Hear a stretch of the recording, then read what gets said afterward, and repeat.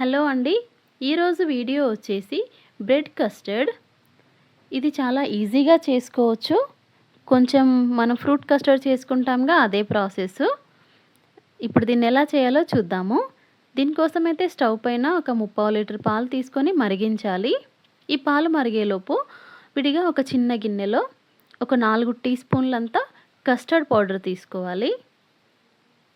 దీంట్లో ఒక చిన్న టీ కప్ అన్ని పాలు రూమ్ టెంపరేచరే అండి, చల్లగా కాదు, వేడిగా కాదు, మామూలు నార్మల్గా ఉంటాయి కదా, ఆ పాలు తీసుకొని కాచి చల్లార్చిన పాలు ఇవైతే కలుపుకోవాలి. ఇలాగా ఇది ఉండలేం కట్టదు, మనము స్పూన్తో తిప్పేస్తే మామూలుగా పేస్ట్ లాగా అయిపోతుంది.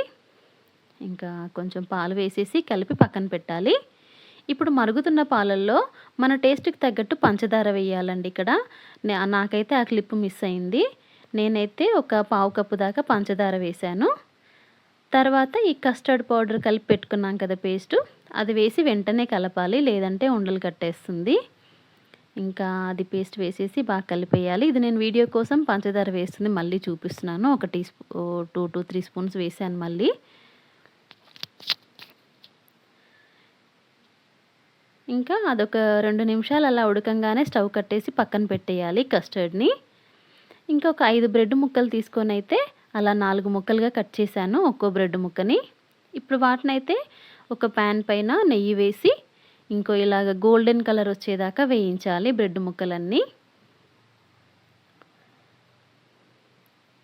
మంచిగా వేగిన బ్రెడ్ ముక్కల్ని మనం ఏ బౌల్లో అయితే సర్వ్ చేసుకోవాలో ఆ బౌల్లో ఇలా అరేంజ్ చేసుకోండి.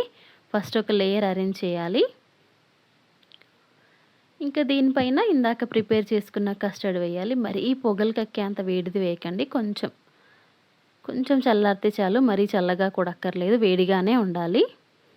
మరి ఈ పొగలు కక్కే వేడిది వేస్తే బ్రెడ్ గుజ్జులాగా అయిపోతుంది. వేడిగా ఉన్నప్పుడే వేయాలి అంతే.